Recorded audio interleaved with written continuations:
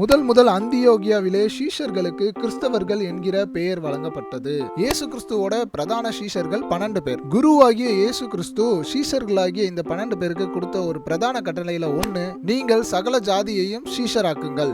எப்படி சீஷராக்கணும் அப்படின்னா, பிதா குமாரன் பரிசுத்த ஆவியின் நாமத்தினாலே அவர்களுக்கு ஞானஸ்தானம் கொடுத்து, நான் உங்களுக்கு கட்டளையிட்ட யாவையும் அவர்கள் கை கொள்ளும்படி அவர்களுக்கு உபதேசம் பண்ணுங்கள். இப்போ இயேசு கிறிஸ்துவனுடைய உபதேசங்களை பின்பற்றுகிறவங்க எல்லாரும் இயேசு கிறிஸ்துவனுடைய சீஷர்கள். அவர்களை தான் கிறிஸ்தவர்கள் என்று அந்தியோகியாவிலே முதலாக அழைக்கப்பட்டார்கள். இப்போ நம்ம எல்லாருமே கிறிஸ்தவங்கன்னா நம்ம இயேசு கிறிஸ்துவனுடைய உபதேசங்களை பின்பற்றுகிறவங்களா இருக்கணும். யோவான் 8ஆம் அதிகாரம் 31ஆம் வசனத்துல இயேசு கிறிஸ்து சொல்றாரு, நீங்கள் என் உபதேசத்திலே நிலைத்திருந்தால் மெய்யாகவே என் சீஷர்களாய் இருப்பீர்கள். அப்போ கிறிஸ்துவ விசுவாசம் அப்படின்றது இயேசு கிறிஸ்துவை விசுவாசிச்சு அவருடைய உபதேசங்கள்ல நடக்கிறது தான். ஆதி கிறிஸ்தவ காலத்திலேயே நிறைய கள்ள உபதேசங்கள் வந்த காரணத்தினால ஆதி கிறிஸ்தவர்கள் தங்களுடைய விசுவாசத்தை விசுவாச பிரமாணமாய் ஏற்றினாங்க. அதுதான் அப்போஸ்தல விசுவாச பிரமாணம். ஆதி காலத்து கிறிஸ்தவர்கள் இந்த அப்போஸ்தல விசுவாச பிரமாணத்தை எப்பப்பெல்லாம் கள்ள உபதேசங்கள் வருதோ அதை எல்லாத்தையும் அடிச்சு நொறுக்கிற ஒரு ஆயுதமா இதை பயன்படுத்தினாங்க.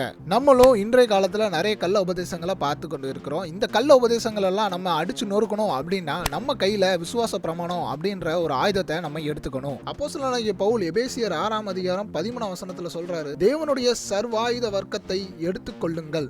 அந்த சர்வாயுதத்துல விசுவாசம் என்னும் கேடகமும் ஒண்ணு.